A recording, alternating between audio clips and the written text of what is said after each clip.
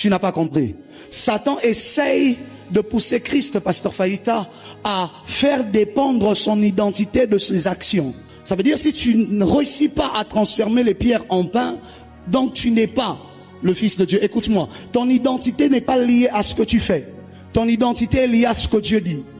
Il n'est pas le Fils de Dieu parce qu'il change la pierre en pain. Il est le Fils de Dieu parce qu'au Jourdain la voix a dit, celui-ci est mon Fils bien-aimé. Le problème de la crise de cette génération, c'est que c'est une crise identitaire où on veut lier l'identité des gens à ce qu'ils font. Si tu es prophète, prophétise. Ce n'est pas parce que je prophétise que je suis prophète, mais c'est parce que je suis prophète que je peux prophétiser. Ton amen n'est pas arrivé. Et ainsi, les gens font les choses pour prouver ce qu'ils sont, au lieu d'être et de laisser les choses se faire. Parce que si tu changes les pierres en pain, parce que Satan te le demande, ça veut dire que tu ne vis que dans le besoin de prouver. Tu seras incapable de reconnaître la faim du peuple lorsqu'ils auront faim et qu'il n'y aura pas de pain. Toi, tu devras multiplier le pain. Il y a des gens qui ont hypothéqué l'onction, qui devaient servir à la foule d'être nourris de pain, devant un diable à qui ils essayaient de prouver qu'ils étaient le Fils de Dieu.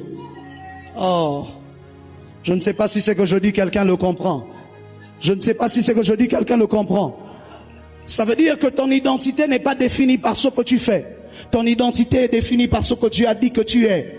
Je refuse ce soir que tu sortes de ce lieu et que tu te trouves comme un moins que rien. Parce que hier tu as échoué aux examens d'État. Ton identité n'est pas liée à ce que tu as fait. Ton identité est liée à ce que tu es. Mais prophète, de quoi tu parles? Jérémie n'avait encore donné aucune prophétie. Que Dieu lui a dit avant que tu ne sois, que tes parents ne t'aient connu, avant que tu ne sois formé dans le sein de ta mère. Moi, je t'avais connu, je t'avais établi.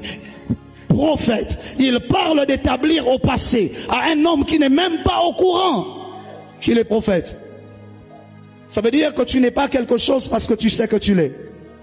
Tu l'es même sans savoir que tu l'es. N'essaye pas de lier ton identité avec ton péché d'hier. N'essaye pas de lier ton identité avec ton échec d'hier. Tu n'es pas ce que les hommes disent que tu es. Tu es ce que Christ dit que tu es. Oh, on l'appelait la femme à la perte de sang parce qu'on avait lié son identité à sa condition présente. On l'appelait la femme prostituée parce qu'on avait lié son identité à la condition des actes qu'elle avait posés. On l'a appelée la femme adultère au point d'oublier leur nom, au point d'oublier leur identité à cause d'un acte qu'ils avaient posé. Je déclare et je décrète que je te déconnecte de tout acte maintenant qui était en train d'influencer ta réelle identité en Christ. Ton amen n'est pas arrivé ici devant. Je dis, je déclare et je décrète maintenant. Je te déconnecte de cet échec qui était en train de manipuler ton mental pour te faire croire que toi tu es un bon à rien. La Bible déclare, je prie tout par celui qui me fortifie. Écoute-moi, ça ne dépend pas de ce que j'ai fait hier. Ne me définis pas parce que tu me vois produire aujourd'hui. Mon identité est supérieure à cela. Ton amen n'est pas arrivé. Ton amen n'est pas arrivé. Il était encore en cache-couche, en train de chier sur lui et être essuyé par Marie. Mais pourtant, il était déjà le Fils de Dieu. Mon identité n'est pas liée à ce que tu me vois produire maintenant. Mon identité, elle est céleste. Elle est déclarée par Dieu. Ça veut dire, le jour où tu découvres ta réelle identité, que tu sais qui tu es, tu te délivres du besoin de prouver. Parce que désormais, tu ne changes plus les pierres en pain pour prouver que tu es le Fils de Dieu. Mais tu sais que tu es le Fils de Dieu et cela te suffit. Lorsque cette génération se sera délivrée du besoin de prouver, c'est là qu'elle sera prête à être utilisée par Dieu. Ton amen n'est pas arrivé ici devant. Lorsque tu finiras par réussir à te délivrer de ce besoin irréversible, ce besoin incontenable de prouver, c'est là que finalement le Seigneur se servira de toi et t'utilisera. Et donc j'étais en train de dire que on ne s'associe pas à tout le monde. Le problème de la consécration de plusieurs, ce sont leurs associations. Ce n'est pas parce que le lion, le loup, le tigre et le guépard, tous sont carnivores, que tu les verras marcher ensemble.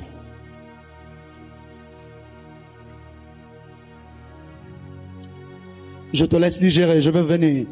Ce n'est pas parce que le lion, le loup et le guépard mangent tous la même chose qu'ils marchent ensemble.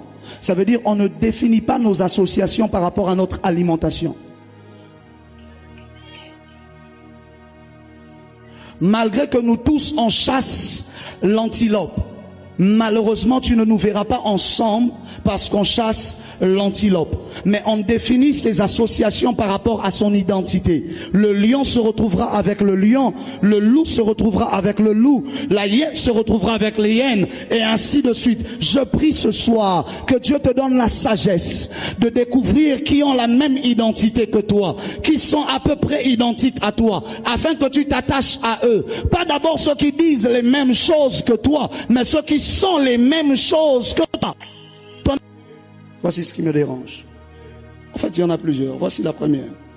La Bible déclare que tous deux, parlant de Zacharie et d'Élisabeth, tous deux étaient justes devant Dieu, prophète Gratien, observant de manière irréprochable. Dis avec moi, irréprochable. Dis le plus fort, irréprochable. Tous les commandements et toutes les ordonnances du Seigneur. Pourtant, ils n'avaient pas d'enfants. Je ne sais pas si vous connaissez c'est quoi le mot irréprochable. Ils étaient irréprochables, il n'y avait rien à leur reprocher. Ils étaient semblables à Daniel parce que c'est une autre fois où ce mot est appliqué dans la Bible. Il n'y avait rien à leur reprocher, mais pourtant ils n'avaient pas d'enfants. Ça veut dire que les résultats ne sont pas toujours liés à la qualité de la vie de quelqu'un. Il y a des hommes irréprochables qui se retrouvent stériles et de ceux qui sont reprochables qui ont des dizaines d'enfants. Ne juge pas ma relation avec Dieu parce que jusque-là je ne porte pas de fruits.